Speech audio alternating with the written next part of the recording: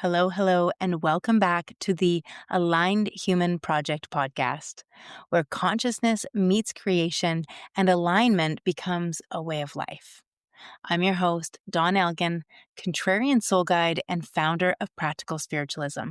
And today we're diving into one of the most important conversations of our time, the rise of the divine feminine, and what it truly means to heal the split within our humanity. Because the truth is, our world has been out of balance for a long time. We've glorified masculine expression of doing, achieving, and controlling, while silencing the feminine expression of being, receiving, and trusting. And the cost? A humanity running on exhaustion, disconnection, and fear.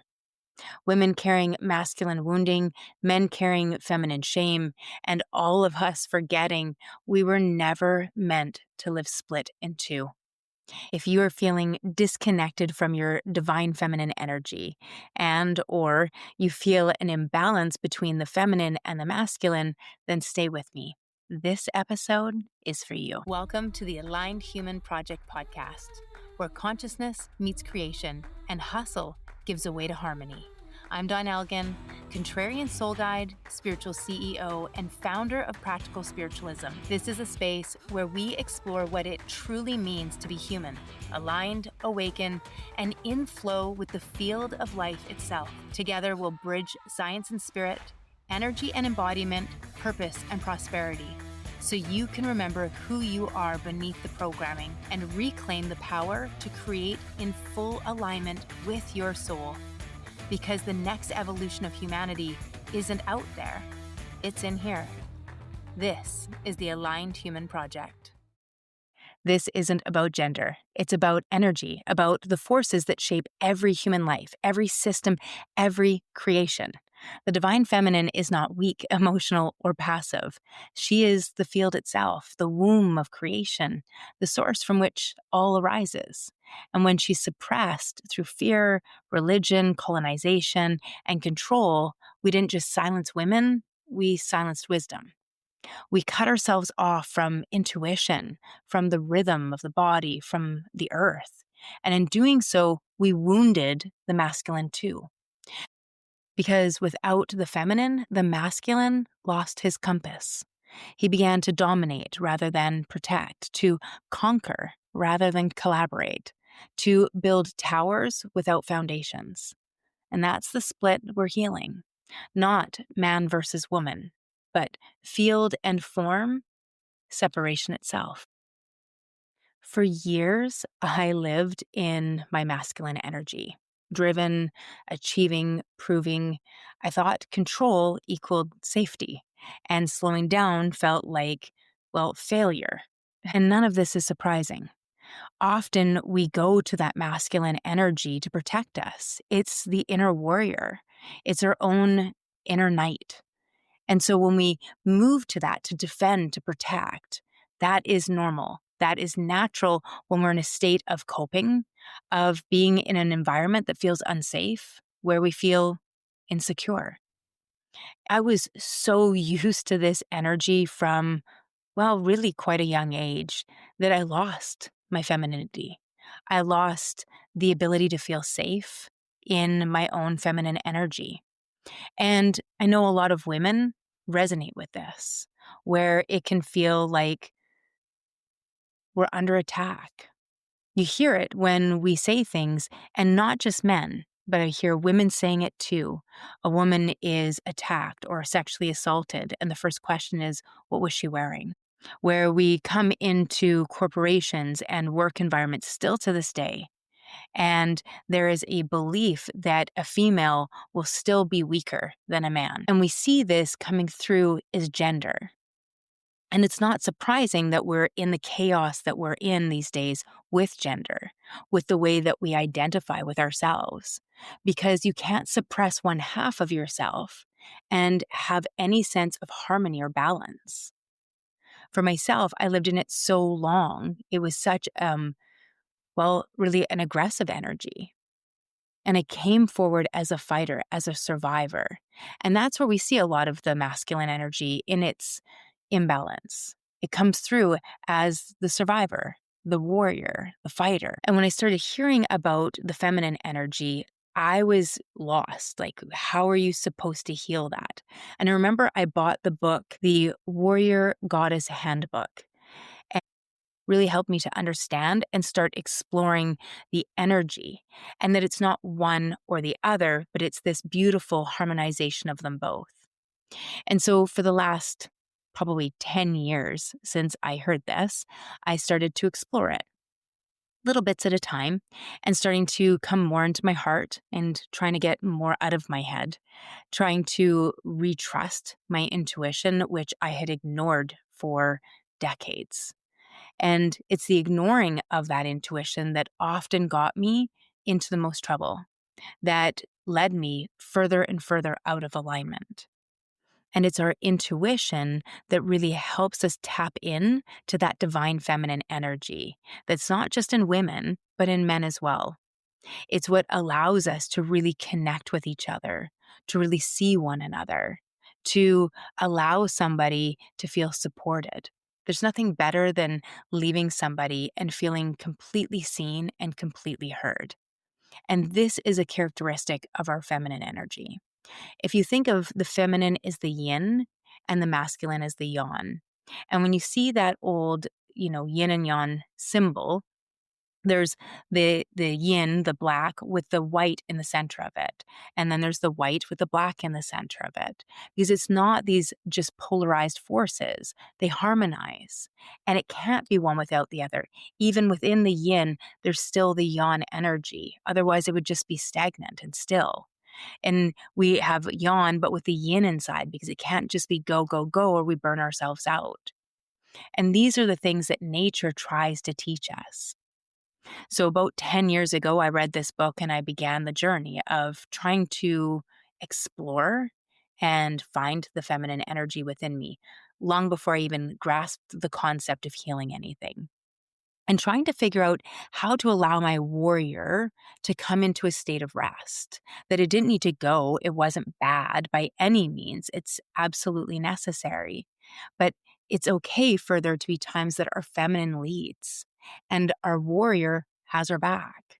It comes out when it needs to, but for the most part, our soldier gets to be at ease. So then, about probably 3 years ago, I decided I was really going to embrace this. I really wanted to explore my feminine energy and to come more and more in connection with it.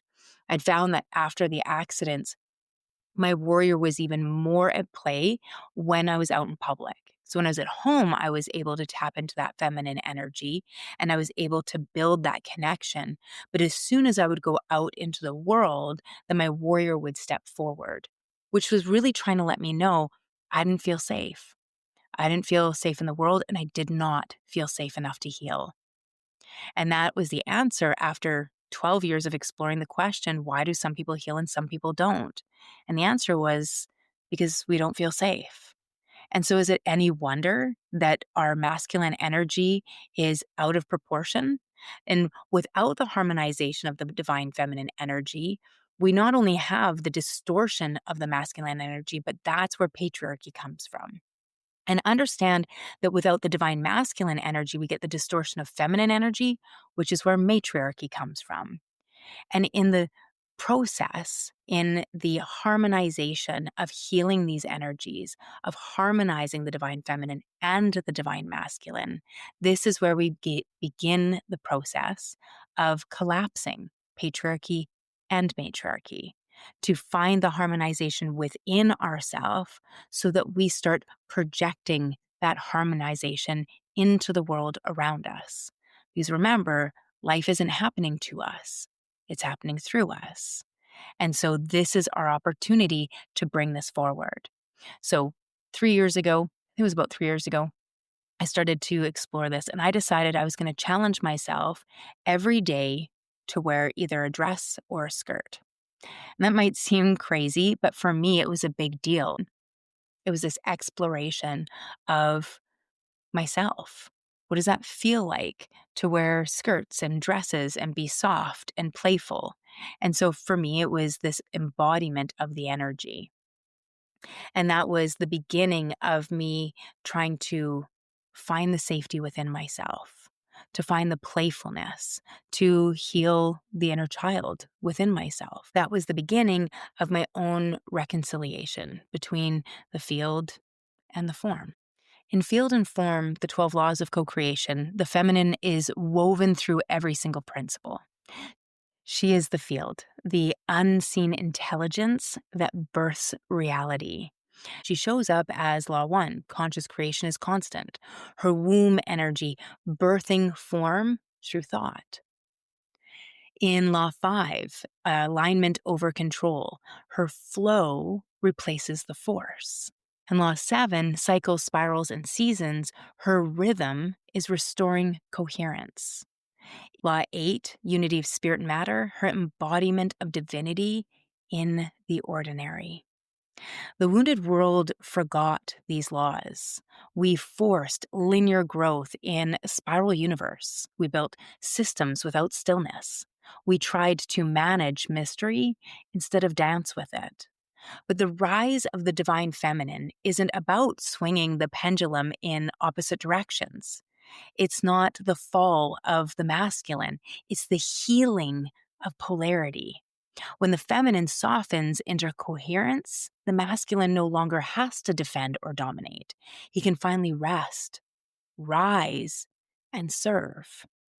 This is the perfect time to just take a short break while we absorb all of that for a word from our sponsor, me. This episode is powered by Align Your Life, my 12-month life coaching experience where we embody one law of co-creation each month. Teachings, love seat coaching, and a community that's walking the path of alignment together. Doors are open now. We begin December 7th. And if you want to dip your toe into the field first, check out the Aligned Oracle Guidance 3-pack for instant clarity and recalibration. All the details are waiting for you in the show notes. Welcome back. Let's bring this down from the ethers into real life, because the rise of the divine feminine isn't just cosmic concept, it's a daily practice. Here are the 12 ways to begin harmonizing her energy within you, drawn from Field and Form, the 12 laws of co-creation, the 12 ways to harmonize the divine feminine in all humans. Take what resonates, experiment, and feel your own rhythm awaken. So first is create consciously. Remember, conscious creation is constant. You're always creating through thought, through language, through energy. Every word you speak is a seed in the field. So the practice, before sending an email, posting online, or walking into a meeting, pause. Ask, what energy am I transmitting? Take one slow breath and bless your intention before you move. A journal prompt, what am I unconsciously creating with my current thoughts or tone? And the mantra would be, everything I touch is born from love. 2, cultivate inner safety. The feminine blooms where the nervous system feels safe. You cannot soften if your body believes it's in danger. So regulation is devotion. The practice, hand on heart, inhale for 4, hold for 4, exhale for 8, and then whisper, I am safe to receive. Do this before difficult conversations or creative work. And your journal prompt, where do I still equate safety with control? And the mantra, my inner field sets the tone for my world. Now 3, return to the body. Presence equals power. The feminine lives in sensation, in pulse, in breath. When you leave your body, you leave your power. So the practice, throughout the day, bring awareness to your feet or your hips. Feel your weight supported by the earth. And this grounds your frequency instantly. Your journal prompt, what sensations signal that I'm fully present in my body? And the mantra, I am home in my body, and that is enough. Now, 4, choose to nurture over numbness. Choice is participation. Numbness is the nervous system's way of saying I've carried too much for too long. Every conscious act of care is an act of revolution. Your practice, when you reach for your phone or your caffeine out of habit, pause and ask, what would love choose for me right now? Then actually follow that wisdom. Your journal prompt, what small daily choices could shift me from depletion to nourishment? And the mantra, every choice is a prayer. I choose to nurture. Law 5. Surrender into trust. Alignment over control. Control contracts the field. Trust expands it. Letting go isn't passive. It's participation in life's higher intelligence. So the practice, exhale fully and ask out loud, where am I gripping? Then visualize that area just softening, unclenching, releasing. And then end with the phrase, show me a better way. Your journal prompt, what's one area of my life I could let unfold instead of forcing? And the mantra, I trust life more than my fear. Law 6, reclaim your sacred yes and no. Radical self-responsibility equals sovereignty. The harmonized feminine doesn't overgive. She lives in integrity with her energy. So the practice, before saying yes, check with your body. Does it tighten or does it open? If it contracts, the answer is no, even if your mind wants to argue. In the journal prompt, where am I betraying my truth to avoid disappointment? And the mantra, boundaries are my devotion. Law 7, honor cycles and seasons. Nothing is lost. Everything transforms. You are nature. You are not meant to produce constantly. So the practice, track your energy for 1 month and notice your peaks and your valleys. Plan rest days, not as weakness, but as sacred integration. And the journal prompt, what season of life am I in? Planting, blooming, harvesting, or resting? And the mantra is, I move in sacred rhythm with life. 8, worship the mundane. Unity of spirit and matter. The divine feminine sanctifies the ordinary. She doesn't need incense or robes. She needs presence.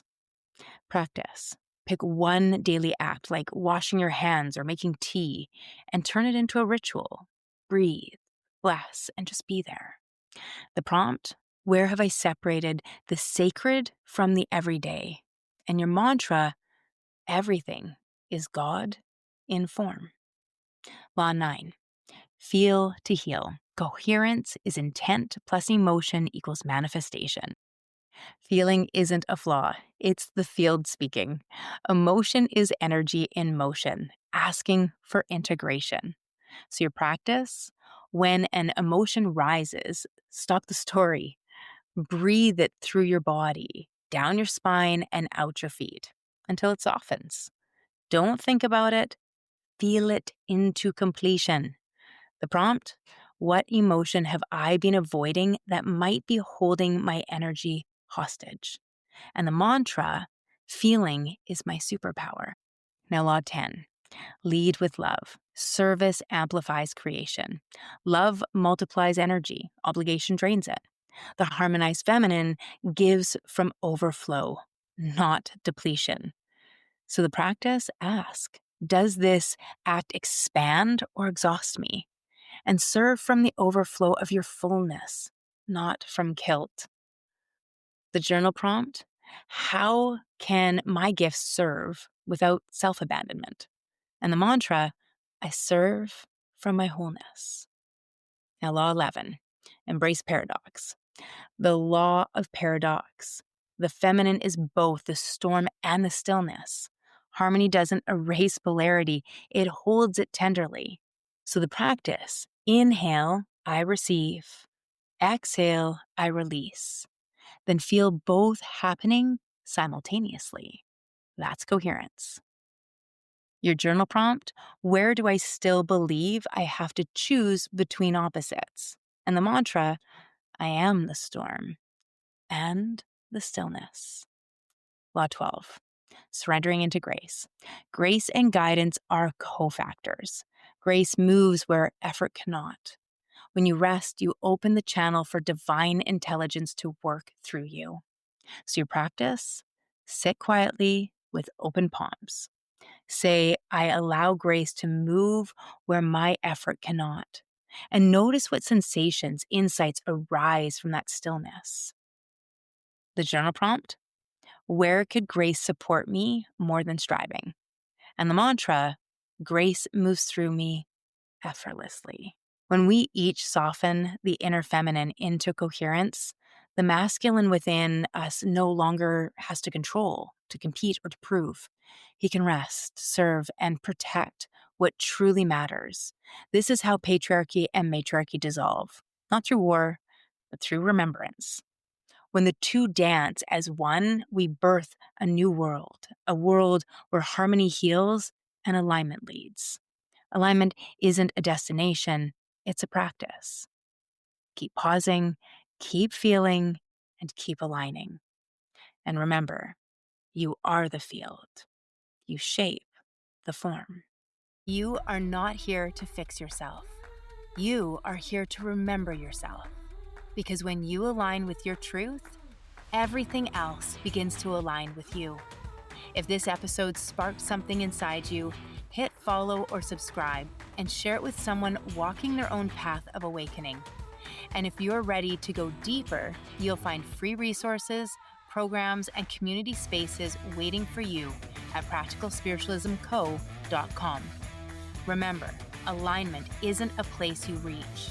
It's a practice you live. So keep pausing, keep feeling, keep aligning. You are the field. You shape the form.